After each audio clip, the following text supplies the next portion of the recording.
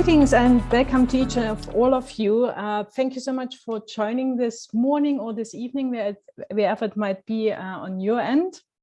My name is Petra Bürgelt and I'm an associate professor at the University of Canberra. And I'm a member of the leadership and research circles at the International Transformative Learning Association. Originally, I'm from Germany. That's where my accent comes from. But I live and play in Australia, in Canberra. I took over from facilitating over from Wilhelmina Wilson, as she took on a new substantial and very important role within the ITLA. We are very excited to welcome you to this webinar, the third in a series of monthly events that will be offered free for ITLA members and the minimal charge to the larger global transformative learning community. Thank you so much for making the time to be with us, and we are really committed for you for that webinar to be of great value to you and the important work you're doing. Thank you everybody who got up early, like in my neck of the world in Australia. It's like 5 o'clock for us now, so enjoy your coffee. And thank you to all of you who are spending the evening with us in Europe, and especially. Hopefully, grab a glass of wine and enjoy the wine as we are going along tonight, or in the morning, or during the day. Before we start, I invite you to arrive, to take a deep breath, to let go of your day, or to set aside the day ahead to be present. I also invite you to join me in a moment of gratitude.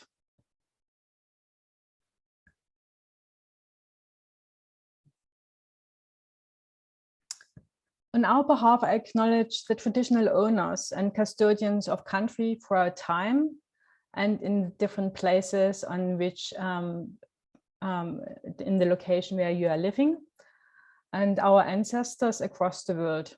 We are deeply grateful for them ensuring their continuing connection to land and culture, and for passing on their sophisticated knowledges over time, especially during the most challenging and devastating colonizing era. I pay my deepest respect on the behalf of all of us to all elders, past, present, and future, for keeping and passing on their worldviews, knowledges, and practices.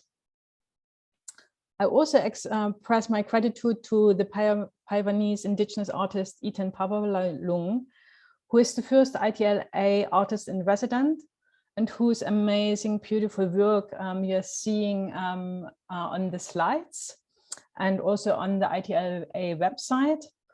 His work is committed to reviving and strengthening indigenous knowledges and practices to restore humans living in harmony with nature, and hence his commitment to transformation, because that's the access to accomplishing that. I also acknowledge the stewards and the leadership circle of the International Transformative Learning Association, who guide and continue to evolve the work of the International Transformative Learning Association, and who create the space for us to gather today. Without them, we wouldn't be here today.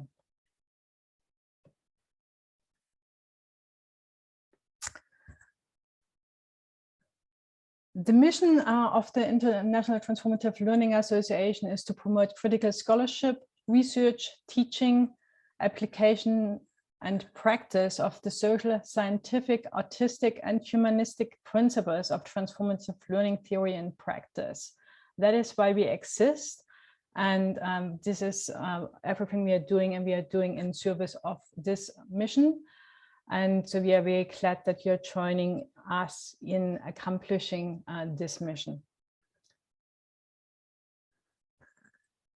We are accomplishing this mission, or setting out to accomplish this mission, through the areas of education, research, and practice. Our members' work contributes to the development of wise systems that facilitate the emergence of transformation and support human flourishing.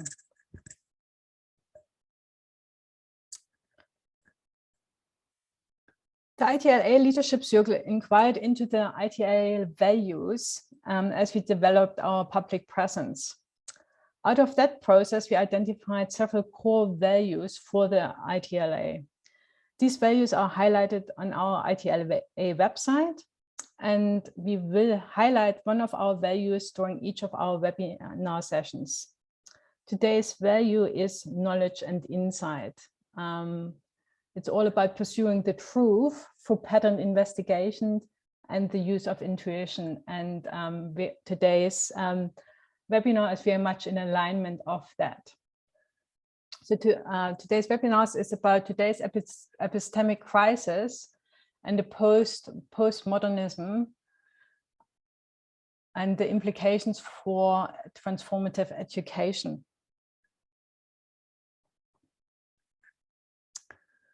And I'm delighted that this presentation is today brought to us through Tanya Hogan-Klobert and Chad Hogan, who are teaming up from different worlds, parts of the world. And I just learned this morning that Tanya and Chad met at the last ITLA conference.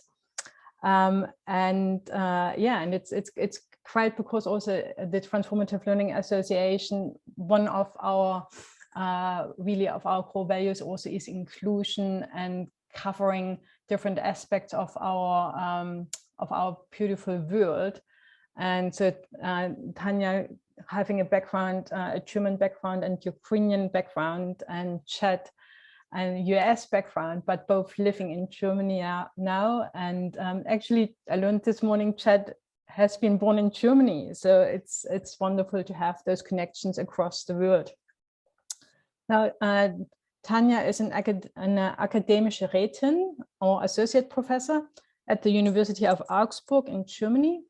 She has published extensively in the German, English, Polish, and Ukrainian-speaking adult education literature, including free authored and free edited books, in addition to many articles and book chapters.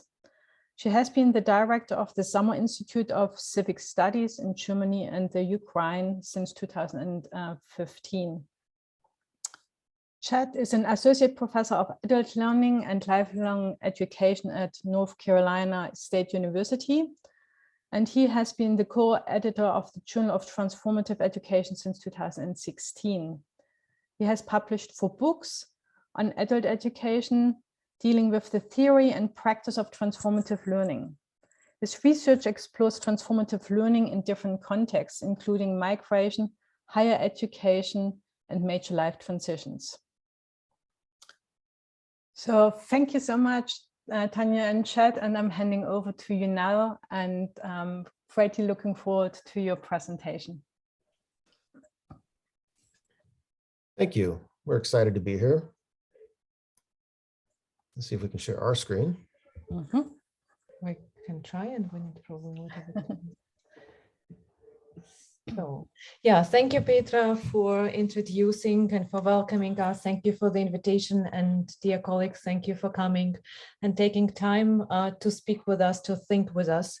What does it mean that we have today a kind of epistemic crisis, and what could be the way out of this, and what would be the implications for our main topic of transformative education?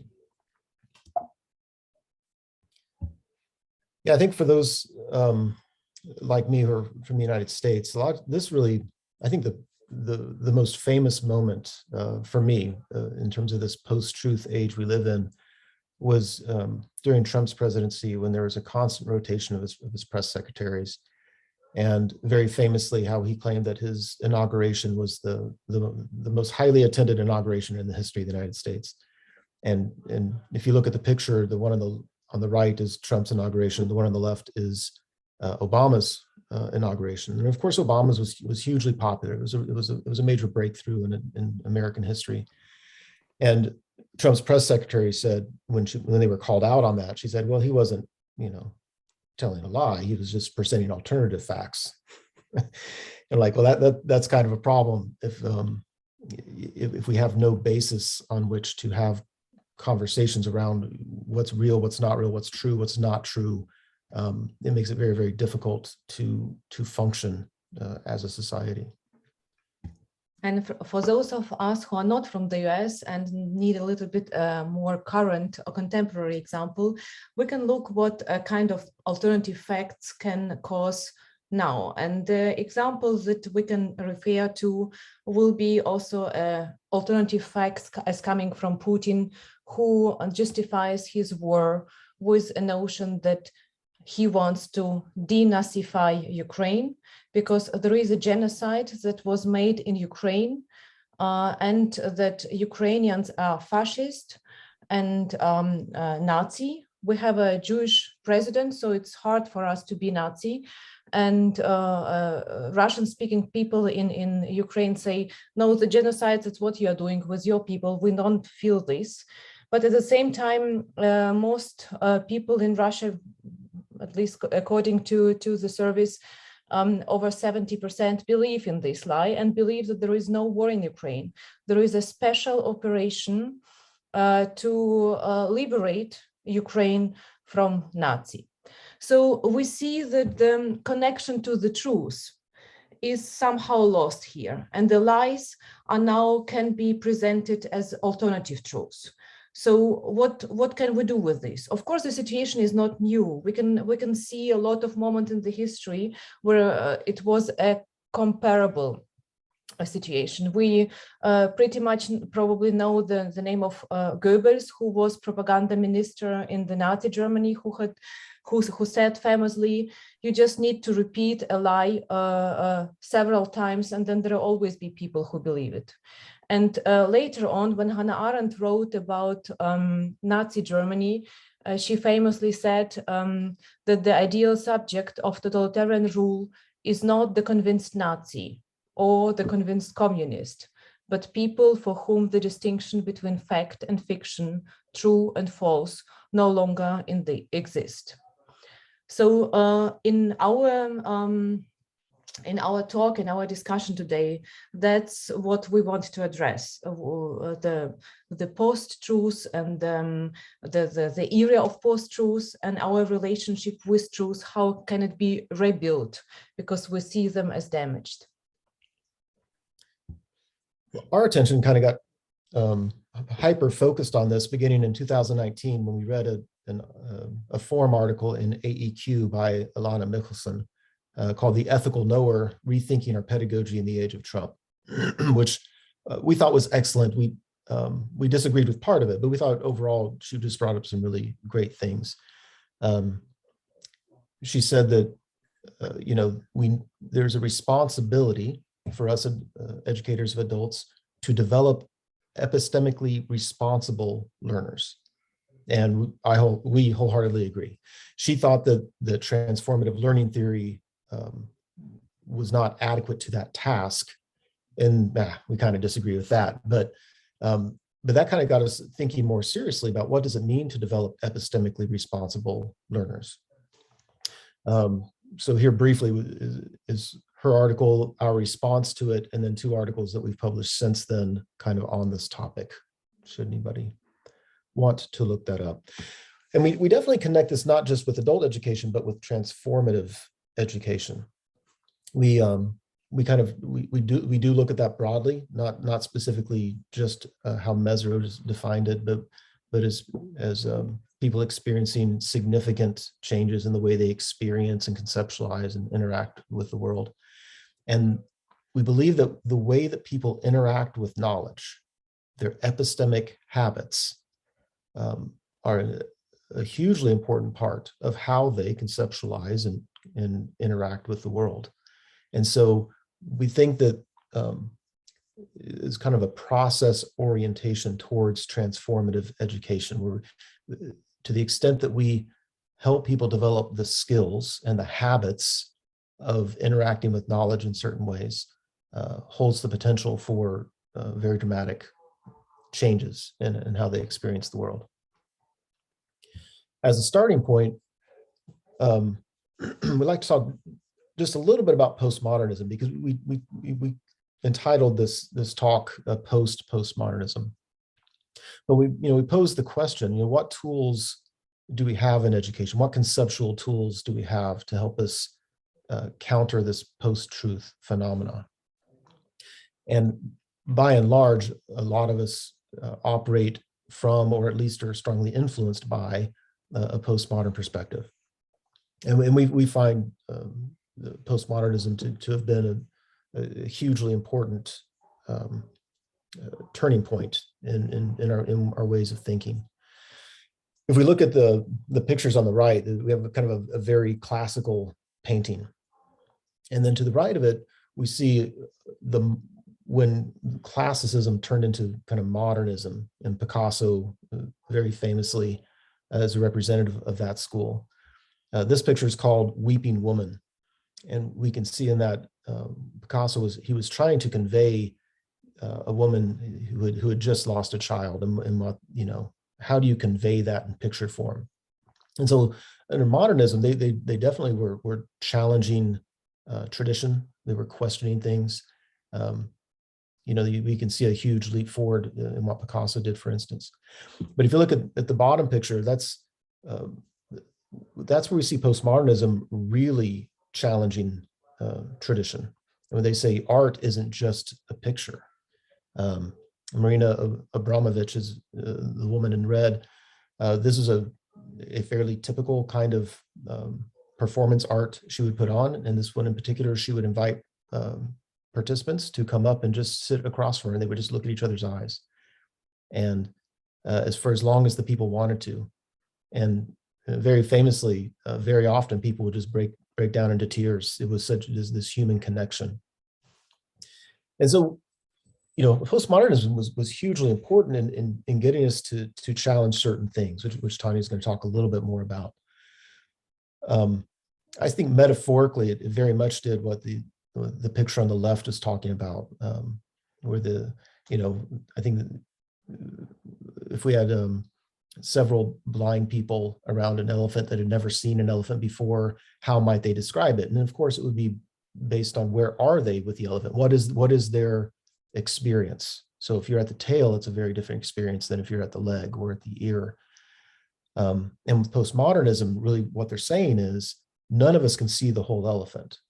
And what we need to do is, instead of allowing one perspective, the person standing at the leg, to dominate everything in our understanding of that elephant, what we need to do is be more intentional about what are other experiences, what are other narratives, where are other people at, so that we can get a better understanding of this. So at the same time, we acknowledge the merits and the achievements of postmodernism, but we say that there is probably a need to have something like post-postmodernism, because we think that postmodernism, with all its merits, draws in a kind of intellectual corner, and we want to find our way out. But at the first step, I would want to acknowledge what we have reached and achieved while thinking from the postmodern perspectives. So, of course, modernism with the Enlightenment era brought us a feeling that when we really try to think, we can grasp the world, we can experience the world, we can explain the world, and we can manage the world, and actually we can dominate the world. So, and this narrative was challenged by postmodernists, famously by Lyotard, who said, now it's the era of these grand narratives is gone, is over, because these great narratives, grand narratives, overreaching narratives, they actually do harm because they don't see the small pieces. So this homogenizing culture of enlightenment, of modernity, was actually challenged by postmodernity, who said, no, it's about small narratives where each person, each group, each community should have his, her own voice, his, her own truth, to have a power to speak, to find the voice, and not be muted by these grand narratives. So what postmodernism challenged was this monolithic, homogenizing culture. And what it offered us, it's thinking in diversity, thinking in differences, power to find our own voice, power to find our own interpretation. At the same time, what we see as a danger of postmodernism, while trying to speak, each of us, her own voice, we probably unlearn how to speak together. Because while holding to one's own voice, we don't want to listen to the voices of others and try to find a shared epistemic ground, principles on which we can agree, especially living in a civic society, in a diverse pluralistic democracies, where we need to come together to talk, to find epistemic grounds which we can share. We need something that we share, and then we can have something that is also different.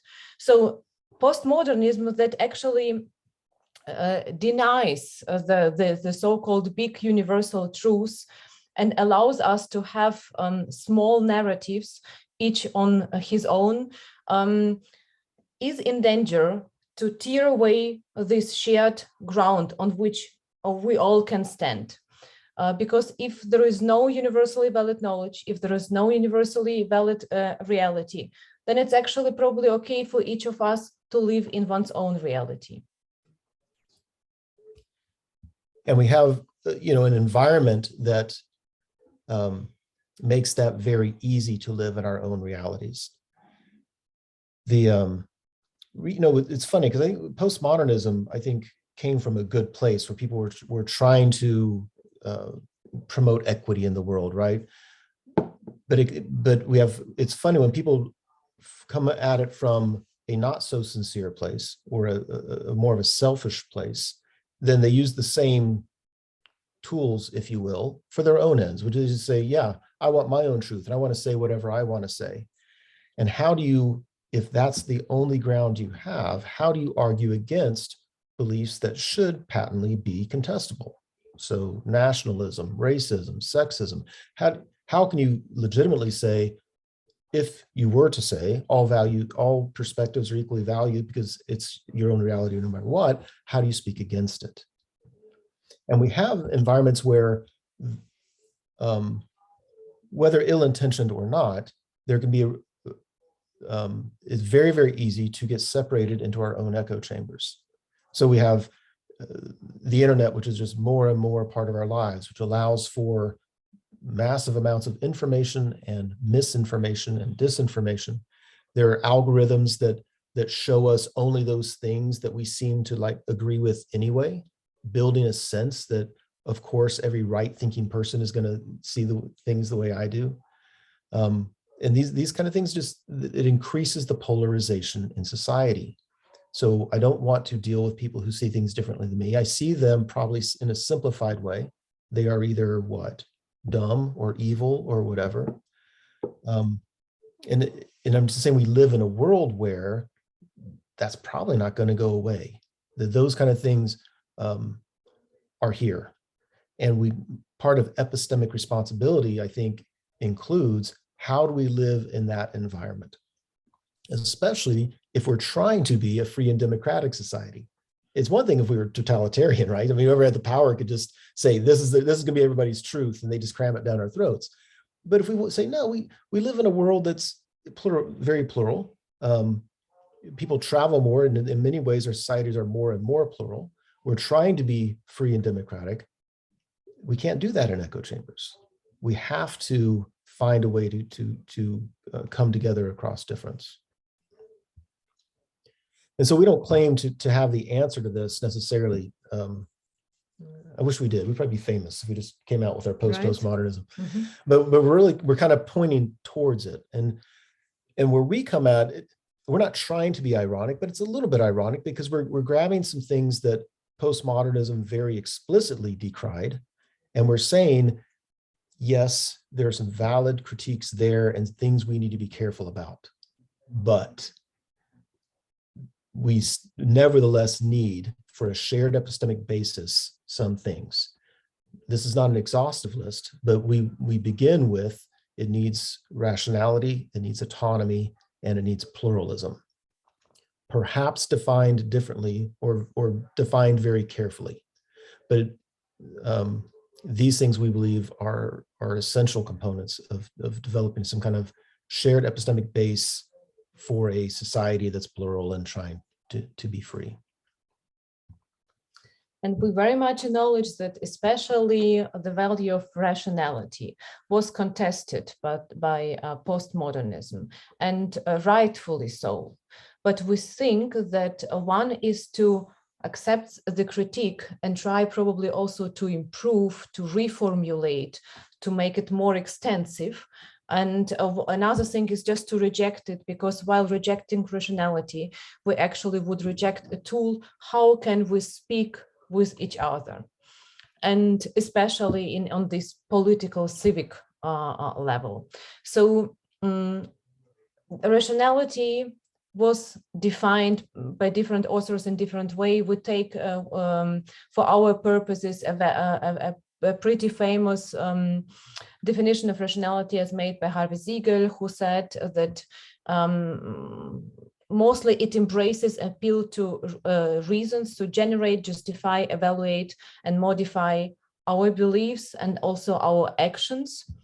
And additional element to this definition is that our reason should be somehow interconnected with each other, so that there is a certain consistency and coherence in our thinking. So there is a system that we build does make sense, and we don't just click to this or this reason, but they are actually contradicting. So reasons shouldn't be self-defeating. And we do acknowledge that historically rationality has been famously criticized for its monstrous purposes. So Horkheimer and Adorno, in his Dialectic of Enlightenment, said that using rationality as a tool, what we achieved was a kind of domination and subjugation and oppression of the others, who didn't really suit into our rational pictures that we have created, who didn't really suit into our rational orders that we have created. At the same time, we think we acknowledge these critiques, and we try to approach rationality as a kind of bounded rationality. And we want to invite you to think with us together how this term can be used in adult education as a tool to combat this epistemic crisis.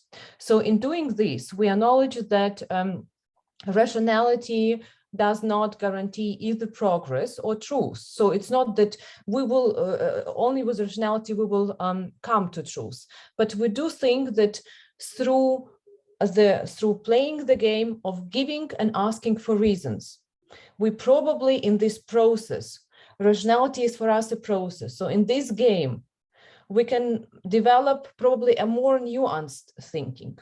We can probably develop a more informed patterns of action. Because if we ask each other, how can we live together in a diverse society? I come with one concept, but I don't impose one concept on a group. I try to say, that's how I see the world. I give the reasons, and I ask also to, the reasons from other people. At the same time, I want my reasons to be contested, because as a fallible human being, as we all are, I know very perfectly that none of my reasons is perfect. So while giving the reasons, I ask the people to contest them. I'm honestly engaged in a dialogue with the aim to come a little bit closer to the truth, even if I know that to reach the big truth will never be possible. But at least the aim is to approach it as far as we can.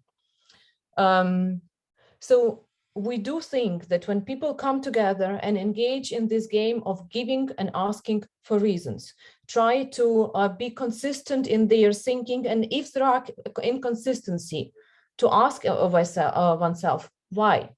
What are my reasons? What are my beliefs? What are my habits of thinking? And what is the habits of thinking of a person who is facing me?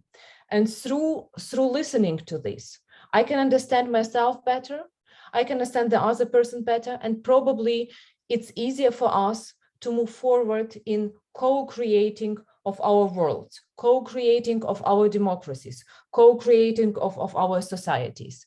So, and we do very much follow the concept of this public deliberation as it was formulated by Hannah Arendt, who said that we need spaces, agoras, where people come together, and in this play of talking with each other, of providing reasons to each other, of trying to put together different thoughts and become a little bit better actors, agent of our words. There is a moment, there is possibility that something new can be born, something that has never existed before. We are not predetermined creators who are captured in our reasons, but we are free creators, and through talking with each other and trying to explain myself, something new can be born, what Hannah Arendt called natality, as the inborn capacity of human being to create and to live, to experience freedom and give birth to a new moment. And if we look even on the critical theory who has criticized rationality, we just pointed to Adorno and Horkheimer and his dialectic. At the same time, Adorno and Horkheimer, while criticizing enlightenment and rationality, famously said that it's not that we need abandon enlightenment, we need a self-reflected enlightenment. It's not that we need to abandon rationality. We need to probably be attentive, to be aware of the shortcomings of rationality and try to overcome them with our reflected and nuanced thinking. So it was in the tradition of critical theory that rationality had a kind of revival in the 20th century, because the idea was that through critically reflect on social and political life, through asking ourselves about the mechanism, how social and political life impacts us, we can probably reduce human suffering, injustice, and atrocities in the world. So there were exactly methods of critical thinking and rational discourses that were seen as tools to understand the oppressive structures, name them, give them names, explain them, and in doing this, in naming them, actually reduce their power and provide better arguments why and how can we live differently? How can we change the world towards this ideal of a more inclusive, more humane world? And this was exactly through the use of reason that theorists like Adorno, Horkheimer, later on Habermas and Hones, that they saw the possibility to reduce oppression and to enhance emancipation, to reduce manipulation and to enhance agency.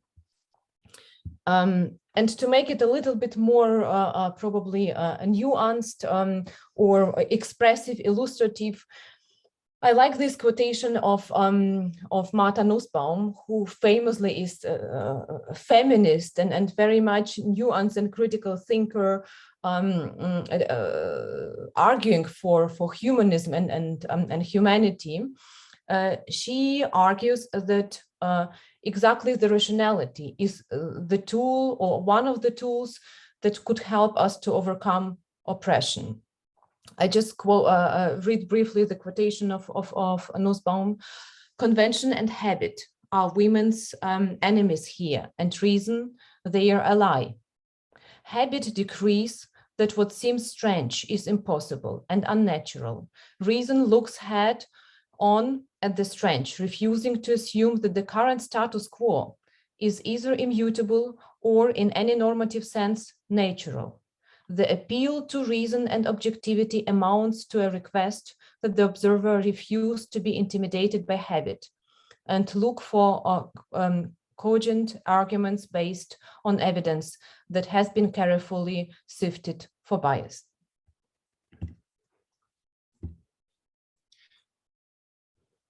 And our second concept we want to look at again is similar to rationality. Autonomy is very, very often criticized, and again, rightfully so. I think to begin with, though, we would say that autonomy is not the same thing as individualism.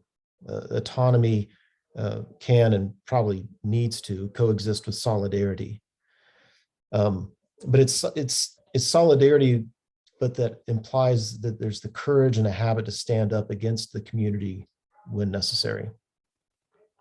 And so that's how we define it. It's the ability to use one's own rational capacities to determine the worthiness of beliefs, judgments, values, actions. Yeah, we draw a lot on Adorno, but Adorno said, when people blindly integrate themselves into collectives, are already making themselves into something like material, erasing themselves as self-determined beings. This includes the willingness to treat others as amorphous masses. A democracy that is not only supposed to work, but to perform according to its concept requires autonomous people.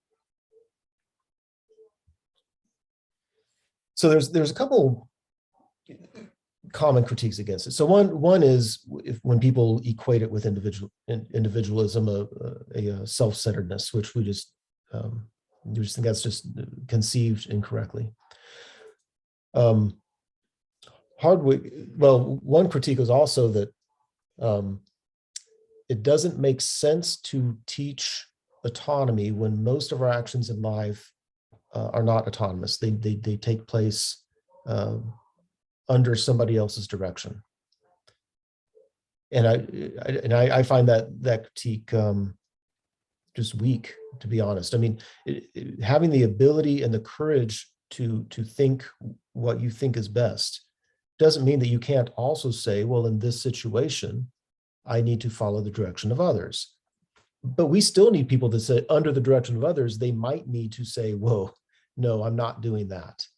Or as a group, we're going wrong. We still need autonomous people. That doesn't preclude them from working under the direction of others.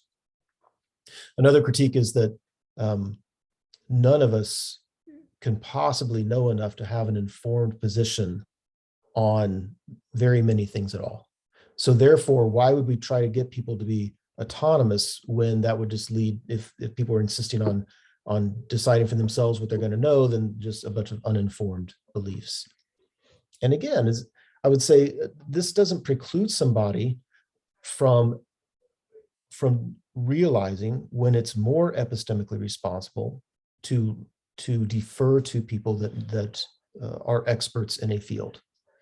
And experts in the field never completely agree on things, but we can still look to people that know more about a certain domain. I think autonomy equated with a stubborn insistence that I'm going to know what I know, and nobody knows more than me.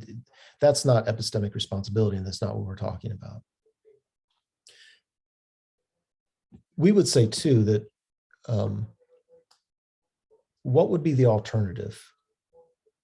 I mean, if it sounds wrong in our ears because we live in an era where postmodernism is and others have said, this focus on individuality is wrong. We need to be more group-centered, more socially centered. And I'm like, yeah, I do believe in solidarity, but what would be the alternative? Would we teach people to not think for themselves? Would we teach people to follow the collective? And I see in that horrible, horrible consequences. Matter of fact, I would ask, what is it that we're looking for now from the people in Russia, right? So I think Tanya said the 70% on the poll, 70% of Russians support the war. And I can empathize with it. They're living in a place where there's state-controlled media, heavy propaganda. But what is it when we look at them that we want them to do? We're hoping that people stand up and say, no. We can look at the news, we can look at other sources of information, and we can tell that what we're being fed is not the whole truth, and it's not even really close to the truth. So we're not asking for people that follow the collective, to follow the group, their tribe that they're in. What we want is for autonomy, with the ability to work in solidarity with others. And the third concept that we think is a kind of complement to autonomy and rationality, especially if we want to redefine them and to acknowledge the critiques that have been made, is a concept of value pluralism within humanistic bounds, as formulated by famously by Rawls or Berlin. We stay with Berlin in our interpretation. And we started with the idea like it could be actually tempting to fantasize. Then we have a dialogue in an agora, the way I described it. And then I give you all my best reasons or a perspective. And this perspective will completely transform and change you. And then we all will be unified in our perspective. And we can create a kind of unified system of values. And at the end of the day, live in a perfect, harmonized, homogenized world. What Berlin is saying, and what we want also to emphasize in our concept, that homogeneity in this sense is a fantasy. It can never be achieved, but it's not only a fantasy and can never be achieved, it's also undesirable, because homogeneity leads, famously by Berlin, to tyranny, to totalitarianism, to imposition of values, and to oppression of everybody who doesn't seem to be conveyed by my reasons. So what Berlin is offering instead, and we see it as a helpful tool also in to address this epistemic crisis, is that our values cannot be put into a system and made a hierarchy of values. Our values as such are sometimes conflicting, sometimes contradicting, and sometimes, or most of the times, incommensurable. Is it the correct pronunciation? So they cannot be put together in a perfect picture of the world. Our picture of the world will always be conflicting because there are values that both could be cherished and appreciated, but they always will be in a conflict to each other. The famous example is the value of security and the value of freedom. It depends to which value I feel myself being more, cling more with, right? And it could be because of my upbringing, because of whatever my experience or whatever. So it's okay to have different values. When we speak about dialogue, when we speak about rationality, and when we speak about autonomy, we don't mean homogeneity. We mean recognition of the pluralism of value. But at the same time, Berlin is saying there are many values, but not infinitely many. So there is a finite, if you want, frame that Berlin called a little bit vaguely human horizon. And we have like a box, if you want, of values. They are within the human horizons. And they compete with each other. We can argue about these values. We can give arguments for these values, but they are good. And we need to make choices, but it's okay to have them all. And they are, of course, values that are outside of this frame of human horizon. We can easily name it. It's harm, oppression,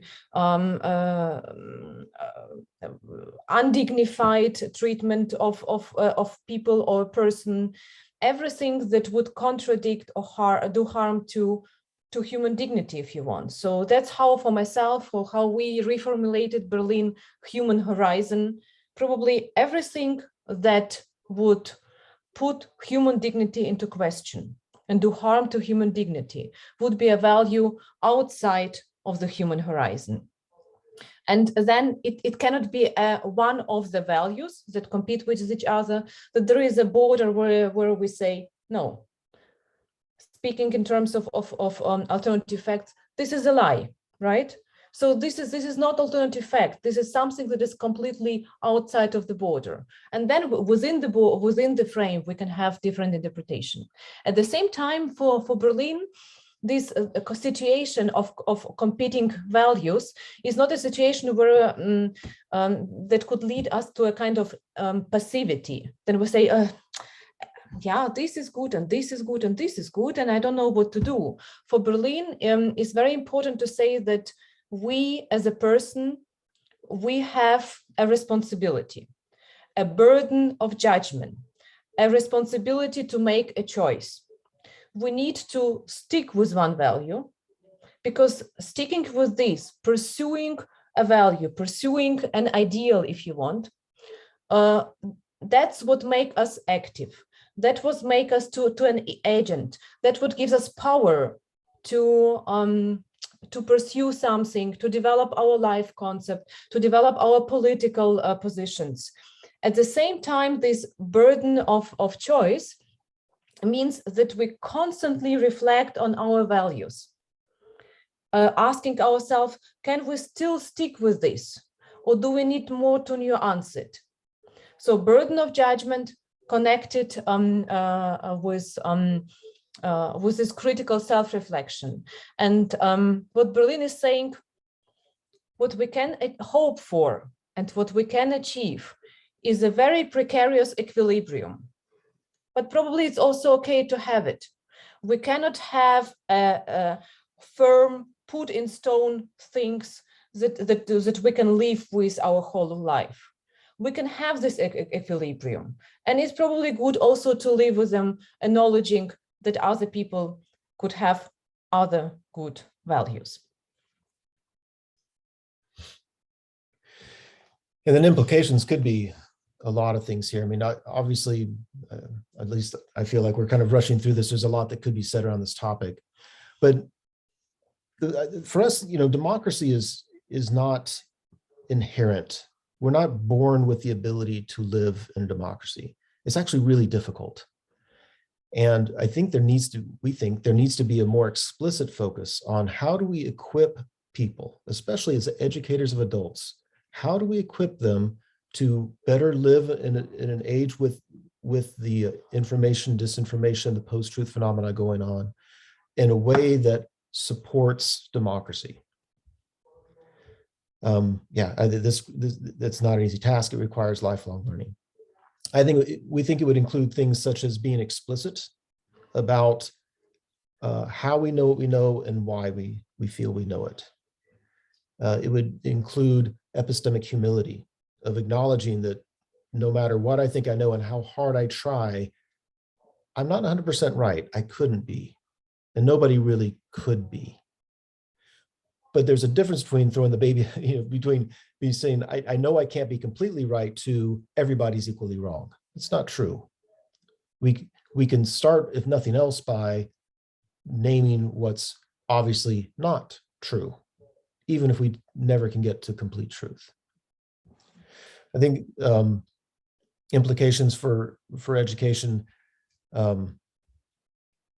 being critical of knowledge claims and learning how to apply appropriate epistemological criteria to different kinds of knowledge claims. Tanya talked a lot about the giving and expecting of reasons, about the public use of rationality, if we will. Again, rationality is not teaching people to sit in a room and figure the world out on their own. It's about, in a very Meserowian sense, interacting with others and challenging our own views in the process. In a spirit of solidarity where we're not trying to win an argument, we're trying to work together to get closer to the truth. And I think another difficult task is helping people develop the ability to exercise autonomy and solidarity in conjunction with each other. We don't feel that there's any betrayal happening when we're not betraying our principles, we're not betraying our friends, we're not betraying anything by engaging with others who see the world differently. And one of the huge problems we have, and I'll just take the American example, is we kind of have a left and a right. And I'll just pick on the right. I think I could pick on the left as well. But among people on the right, there are those who are exercising values that are well within the human horizon. Let's say a value of being conservative, however you want to name that. And there are others who are exercising values that seem outside the human horizon. The problem is when we refuse to interact with them in very constructive, respectful ways, those tend to get lumped together. And then it's hard to distinguish between what's a necessary part of plurality, what's something we can live with and we really should work together on, versus what's something we need to say, no, that's out. And if we say, no, that's out for everybody who disagrees with us, we can't work together and solve anything. Finn. Thank you. Yeah, we'll end with that and then just open it up to conversation. Fantastic. Thank you so much, Tanya and Chad, for this very intriguing and provocative presentations on the sharing of your thoughts. And it generated a lot of conversation in the chat box, which is absolutely fantastic. So thank you, everybody, for engaging so deeply with what Tanya and Chad have been offering us. And so we have about 20 minutes now space to engage in a bit of dialogue to expand our frames. And please keep your questions and comments coming in the chat box. And I'm just going through the chat box now and letting Chad and Tanya know what came up. So Jim is saying, can you speak to the difference between acknowledging that I can't see the whole truth and claiming there is no truth, or perhaps that is where you are heading? I kind of mentioned that at the end, which was probably well after that question was posed. I think there absolutely needs to be an acknowledgement that there's some truth out there. If there's no truth out there, if all truth is discourse, then it would be impossible to work towards something. And I think it's fair to say there's a truth, but as finite beings, none of us are omniscient. None of us can grasp it in all of its complexity. I think it's fair to say we can go towards the truth, even if that means just by moving away from what we can verify as being not true. And what we see as dangerous, it's not, it's abandoning searching for truth. I think it's, if we say truth is ungraspable, it can mean different things, but we are against this first meaning, like it's ungraspable, there is no truth, so whatever, we don't care. And we think once we abandon this search for truth, then game is over, because then we stay in our echo chamber. We refuse to have dialogue if dialogue is somehow uncomfortable for us, right? We stay with our opinion in our homes and in our oikos, as opposed to polis, to agoras, and yeah, then there is no this ideal that we have in our minds, and we are very much for ideals as regulative principles, right? So ideals serve for us as a kind of rope that we can have, a kind of orientation that we can hold in our hands in order to act, in order to be active, in order to be agent. Right. Hopefully that answered your question, Jim. If not, let us know. How does transformative learning grow the capacity for pluralism, Aliki asks, or the postmodern disposition you are seeking to manifest, especially in these times of polarization? You need to start. Yeah, so my take on that is I think we need a lot more acceptance of difference. And I think that's, I mean, how do we transform? I'm not sure we should go around transforming others. I'm not sure we can go around transforming others, but I think we can emulate, we can model, we can be explicit about the need. And that's where, for me, value pluralism becomes so important, because we need to be able to say in our minds, let's say that I hear somebody's opinion on a certain issue we're trying to work on together. In my mind, it's very useful to say, are they coming at this from a place that is okay? The values of it are okay. They're not anti-human dignity here. It's just different from mine. In the freedom security example, like, are they valuing freedom more? And in this context, I'm valuing security more. I think we need to teach, to model the acceptance of difference, as well as how do you deal with when there's a value outside of the human horizon, values that infringe on human dignity. And it's exactly for us the concept of autonomy that actually is connected to the sense of human dignity, in acknowledging that other person can have and should think for herself and act for herself, in acknowledging his or her right to be his own conceptualizer of his life, right?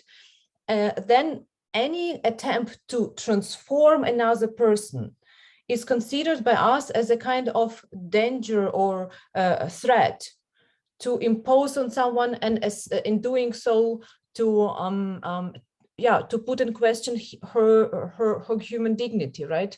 So that's why we are very cautious about this concept of we want to transform another person.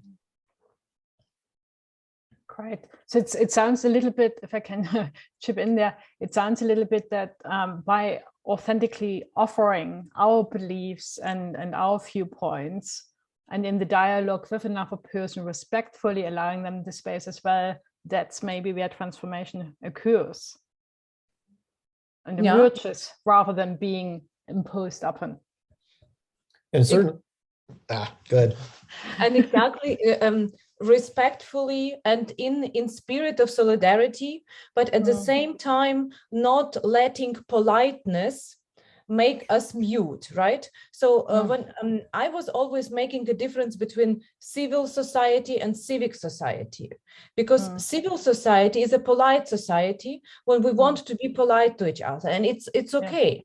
But a civic society is a society when we dare to speak, when we dare probably also to disagree, when we dare to give our arguments and to ask for the arguments, when we dare to be different, and when we accept the difference of each other, probably like this, It becomes a joint exploration. Yeah, and at the same time, we are somehow connected with each other in what we call in kind of civic friendship, right? We are probably not best friends every time in all the agoras we are participating in. We are probably not sisters, brothers, and so on, but we are civic friends in these places. And out of this feeling of this civic friendship, we do argue with each other, we do ask for reasons, and probably even if it's not really comfortable at the first meaning for us. Fabulous, awesome. Thank you so much for that. Joseph says, how do you define rationality? So we stick with this. In our articles, you can have different aspects. We stick here in the presentation with Harvey Ziegler's concept that I actually quoted in one of the slides. So it's appeal to the reasons in order to think about our habits and beliefs, in order to improve our habit of beliefs, in order to nuance our habit of beliefs, and to use these kind of thinking patterns of thinking to act. At the same time, the second element is a question of consistency. Yeah, and I would, a lot of times, especially in the TL literature, rationality is talked about, or maybe as just cognitive whatever, and it's contrasted a lot of times with other ways of knowing. The theme of this one is intuition, right? If I remember that correctly. And we don't position rationality as something that precludes other ways of knowing. But let's take an example. So let's, and I might be borrowing this from Mesereau, but you know, somebody who, let's say there's somebody who walks into a room when there's some people in there, and their gut tells them this is dangerous. And sometimes that could be that their brain is capable of taking in a lot of different stimuli that they can't consciously process. The brain processes it in the background and lets them know there's danger here. Or it could be that they have deeply, deeply enculturated racist tendencies, and there are people of color in the room. So anybody who said, I trust any way of knowing, period, I would say, well, I just wouldn't agree with that.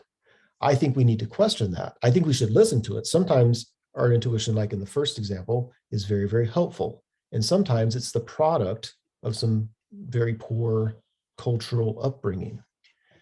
And so when we talk about rationality, we're not saying rationality is the end all be all. We're saying rationality is what we need in our interaction with others. Because if Tanya and I were to disagree on something important, and she said, this is what I feel because this is what my gut says, that would be tough. I'm like, I appreciate that. And I want to acknowledge that. Maybe we can do something, but I need some reasons back and forth here. Especially if we're talking about something important in our society, right?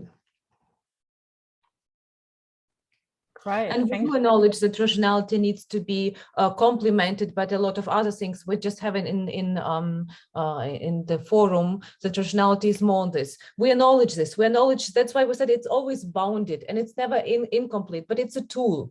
And in combination with other tool, it's probably could be a helpful way to find our way of this epistemic crisis. Fabulous, thank you. And then also Joseph said, and I'm not quite sure when he said it, he said it sounds like nonviolent communication technique.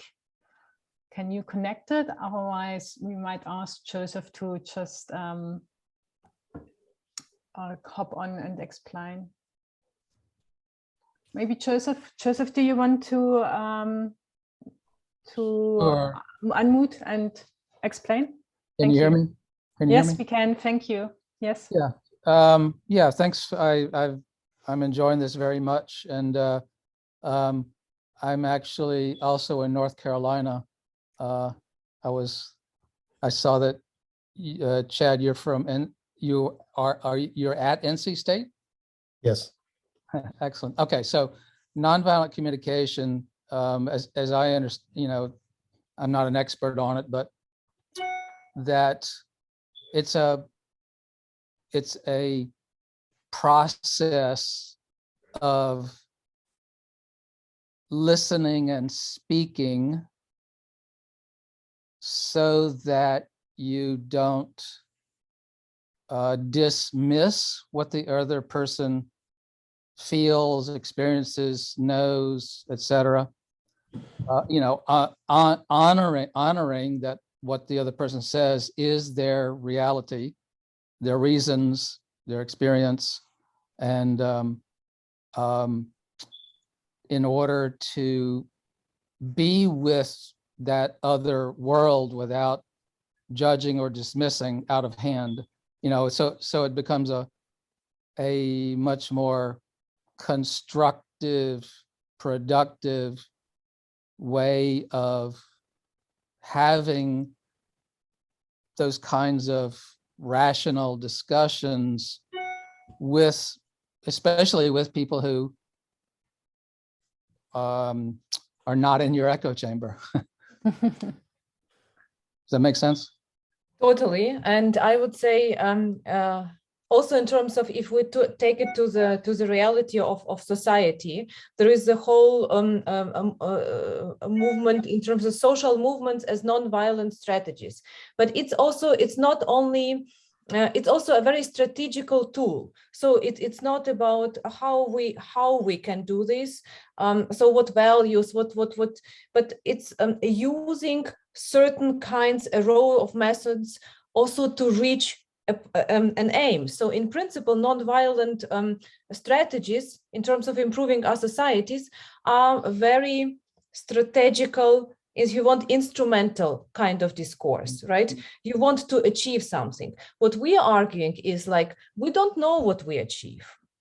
We come together because we want to know the opinion of each other, the beliefs of each other, and be engaged in the process of co-creation of our societies, right? So that's where I would make the difference. So, yeah, so dialogue, not persuasion. Absolutely, yeah. Yeah, I think, and we talk about this a lot, tying it back to transformative education too, that there can be a tendency to say, there's a vision I have of the world, there's a vision I have for how people need to be, and I'm going to design an educational program to develop the kind of person that I think needs to exist in the world. And I think you can never completely get away from that. But said as I just did, we find that hugely problematic. Look at the difference between I'm coming at it with the answers in hand, and I'm going to do everything I can as an educator to convert you to that, versus when we talk about coming together and arguing my point, listening to yours, engaging in perspective taking, engaging in critical reflection. These kind of, again, I want to point back to Mezirow again, it's kind of Mezirowian things. There's such a difference between trusting in the process, not the process that's going to get us to truth, because we probably can never get completely to truth, but trusting that the process gets us closer to truth and is desirable in and of itself. Because otherwise education really teeters on propaganda, indoctrination. If I use my power as the educator to try to mold people to my view of them, it's a slippery slope that can be very tempting for us in the field. Yeah, I don't want to monopolize. I don't want to monopolize. Last thing, this is the whole problem with TED Talks and the industry of being a thought leader. And so I think I would love to leave it there, because we have lots of amazing questions here, and I really would like to give space to the diversity. But thank you so much, Joseph. I think that generated a very rich conversation. So thanks, Joseph. Now, Jim is saying, oh no, hold on. Valerio, how to fight against fake news if the world is biased on this? I think about social media, but also in some cases at institutional level. Yeah. If I would know the correct answer, I think this would be wonderful. But so what I think that's exactly actually what we have been talking about the last hour. So I would say having a capacity and a habit of do all these processes we have been talking about, but develop both. So capacity of looking for reasons, looking for evidences, looking for contradicting points, try to nuance own view, try to go out with your own opinion into a public space where you really honestly want other people to contest your views and to listen to things that are there. At the same, so as a habit and as a capacity also to be able to formulate your point of view, to be able to find reasons for your point of view, to be able to think for yourself after having considered all these. And at some point to acknowledge this, there won't be a perfect image of the world. So probably at some point also to a little bit to endure in the frames of human horizons and ambiguity. Yes, Yeah. Thank you. Oh, sorry. Sorry, thank you for this meeting. I understand that the argument is very complex because in Italy, for example, we are living a strange situation because there is a heavy climates, no? To speak, I understand you, but I have an idea, my personal idea. Okay, but the difficult is to interconnect this because there are sorry, my English because I'm Italian, but okay. But the question for me is very important because I'm an educator, I'm a researcher. So every day I do this that you tell me. But in any case, thank you for these sentences, for these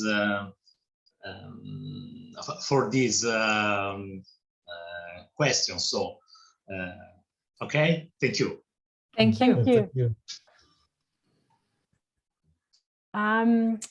So Renee is asking, what does adulthood have to do with our autonomy? As children, we develop a habit of being led by others. In regards to this theory, when do we move from being a child to an adult?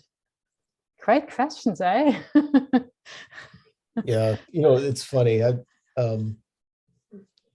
So having raised three kids into their 20s, I certainly noticed that it seems that biology prompts us towards autonomy sometime in the teenage years, right? And as parents, it's that difficult stage because we want our children to be obedient and just listen to us, darn it, because you don't know anything yet.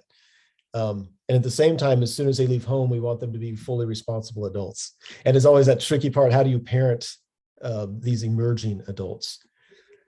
Yeah, I don't claim expertise in the education of children necessarily, but certainly as adults, we have the capacity to be more autonomous in our thinking. We also have the capacity to be not autonomous at all.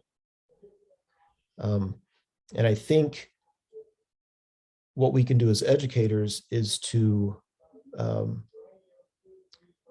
create environments where autonomy is I want to say appropriate autonomy. Autonomy is taught. Like, how do we exercise autonomy in thinking, in justifying, in weighing evidence, in changing our minds when appropriate? We create environments that emulate the ideals that we're striving for. And I would add, speaking about or sticking to this concept of human dignity, I would say autonomy is a characteristic of human being, be it as a potential in the kid or being as a partly or more nuanced realized this potential in the adulthood. And autonomy is an aim of education, but it's also a process. How can we get to this? And the question is, as the chat just posed, like, we educate our children, we make them heteronomous, we make them somehow dependent, and they are dependent on ourselves. But at the same time, we want to cultivate freedom. So the famous Kantian expression, how can we cultivate freedom while using coercion?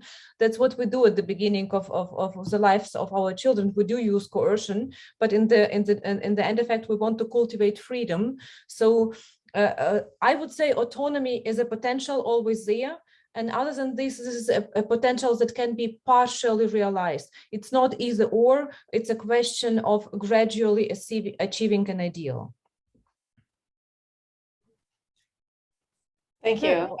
Thank you. Yeah, I feel like our work as adult educators is so much around, in terms of transformative learning, is helping people do exactly what you're talking about, is notice whether they're autonomous, rational thinkers or not. And just that alone, just noticing that, moves people perhaps toward a democratic existence. And wouldn't it be great if, if we would allow from the start children to be autonomous? If then we wouldn't need to try, to come back to autonomy in the end during adulthood, or while transitioning into adulthood. That's been a lot of the focus of Renee's work, right? I mean, with the students and the parents and the faculty of the schools you were at. Big fan of your work there. But yeah, that's really what you were doing. You were like, let's practice democracy. Let's practice democracy in the schools. And it's, yeah. That's right. Fabulous. Thank you. Thanks, Renee, for that awesome question. Larry says, Roti claimed that our foundation that we all agree on is that we can't create physical pain or humiliation in the other. Any comments on that from your side? Oh, yeah, a lot. I will make it short. I would say, yeah, would be nice to believe this. And I also believe that the human being as such, so my anthropological picture of human being is the one that is by its nature, by her nature, good. And we are actually, by this human nature, we are protected from the wish for desire to harm other people. Sometimes there is something distorted in us. That's why we're doing harm to other people. But there are examples, historical examples, cultural examples, traditions and habits, where there was constantly making harm to another person for years and ages, be it oppression of women or being when you cut up the female genitals. Yeah, so female genital mutilation. Yeah, genital mutilation. So there was a practice that had been used for ages and years in a lot of different countries, in a lot of different cultures, is not considered as a harm, right? So that's examples like this make me think that probably I am too optimistic and have too much pink glasses. But I agree that probably we should stay optimistic, acknowledging that there are some distortion of our perfect goodness in us. Yeah, my anthropological views are a little bit different. I don't know if people are inherently good as much as we have the capacity to be amazing, and we have the capacity amazingly good or amazingly horrible to each other. And I think which of those gets realized is often dependent on the situation we're in. I think in toning it down from like serious harm, but in terms of the kind of pedagogies that we're talking about or implying, a lot of times that could even mean allowing people to save face, right? I mean, if we're talking about coming together and creating an environment where people feel safe enough to share what they really think and to question what they think, that doesn't work well if it's a competitive, combative environment where where we allow people to just be completely embarrassed or felt ganged up upon or something like that. Thank you for that response. There's a couple of acknowledgements of brilliant and fantastic lectures. So awesome. Thank you for that. We are very delighted that you enjoyed that dialogue and conversation. Elizabeth says, but how do you account, or brilliant, and then, but how do you account for creating an environment of respect among those who enter into discourse? Fabulous question too. Could I just clarify it? Absolutely, go for it, Elizabeth. You know how Jack Mesrali has that listed, the 91 book of the conditions for rational discourse. And the first one is something like, everybody has to respect each other. And I always thought that that was really strange, that he thought you could just wave a magic hand and make everybody respect each other. So that's what I'm wanting. I mean, I just think everything you said was brilliant and wonderful. And it has to lay in this ground of openness to be respectful. Yeah, totally agree. And I don't know if it would be feasible to say everybody has a felt respect for each other, but I think it is feasible to say in the educational environment, in the environment we're creating here, we could have ground rules of demonstrated respect. And I would say also in the process of creating these spaces of encounter, or public spaces, or agoras, you call them, when people have a habit to come together in a dialogue with each other, we develop a kind of a feeling of connectedness that probably in the feeling of having a tie, a clue that put us together, that this clue would not only allow us to speak for ourselves, but this clue would probably create a kind of more respect for another person. So I think it's something that can also grow in the process, It can be there is something that holds us together and not allow us either to slap the door and to exit, or at the same, and it doesn't allow us also to override another person in a disrespectful manner. So I think it's capacities, but it's also a habit that can be a culture of dialogue that could be a kind of, if you want, for me, societal ideals that we can strive for. And it's not achievable overnight, right? Yeah. And saying the same thing I think you just said, but maybe in my words, I think that every practice we engage in carries with it certain messages. It carries with it values. It carries with it our views of other people. And so I think by implementing certain pedagogy, certain practices, certain whatever, we're communicating, we're building an environment where those things are promoted, right? They're promoted in the environment, and that creates the possibility that they're promoted, longer term. Fantastic. Thank you so much. And, there's more questions, and we would love to give space to all of those questions here. Unfortunately, we can't, because, believe it or not, we are nearly, coming to the end of this session.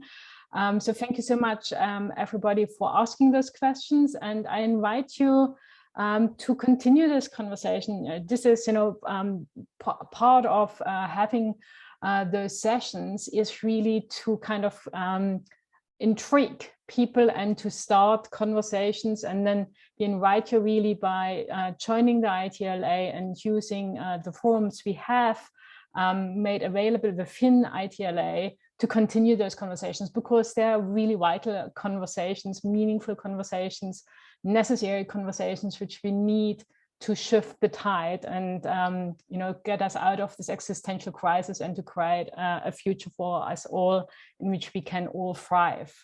So really encourage you to do that. Thank you so much, Tanya and Chad, for spending your time with us and sharing your thoughtful and really, deep, insightful thinking, and also joint thinking. I get that you're really very much bouncing on each other there and co-creating as you go along and at every step, which is absolutely fantastic. We need more of those relationships. So thank you very much. And we're looking forward also to reading more from you, and also already what you have published. So looking forward to it. Thank you so much. Thank you. Thank you. That was fun. And I'm just sharing a couple of things at the end here. Oops, can you see my screen? Yeah, cool. So yeah, so we invite you to continue this conversation. That's exactly, why the International Transformative Learning Association exists.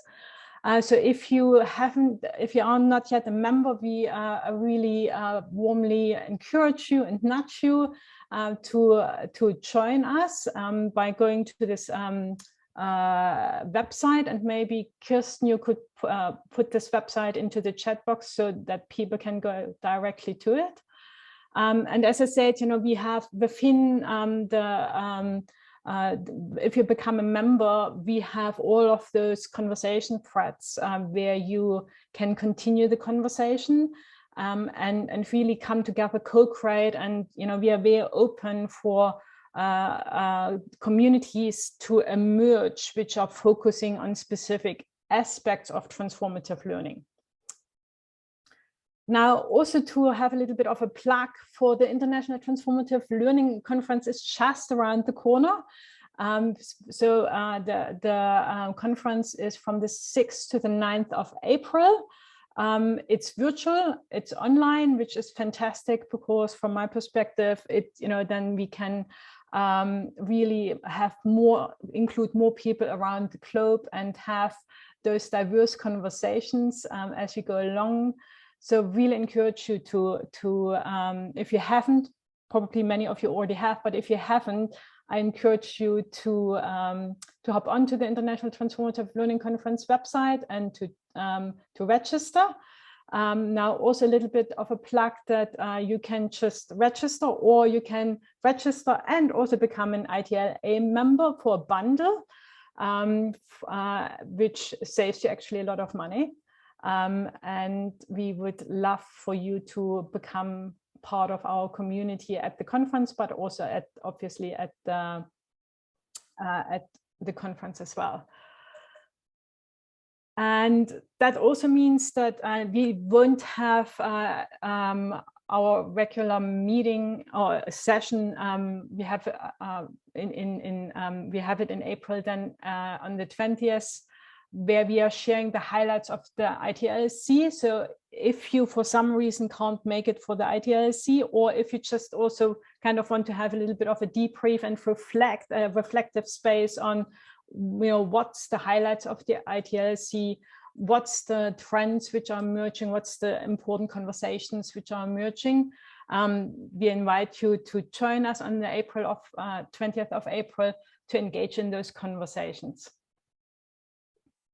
And then just a quick, if you don't know yet, the Palgrave Handbook of Learning for Transformation has been just published. And it's getting really good feedback, a lot of hits on the reads on the website. So inviting you to have a look, because it really gives a really good overview of the current state, conversations which are emerging from across the world and from across different disciplines in the space of transformative learning. So that brings us to the end. Thank you so much, everybody, for joining us today. We have loved to have you here today with us. And thank you, everybody, for participating so awesomely in asking questions, putting up comments on the side. And we hope to continue our conversation inside of the ITLA, at the conference, and in general as well. Thank you so much, everybody. Have a good day, good night, or whatever you're doing during the day. Thank you so much.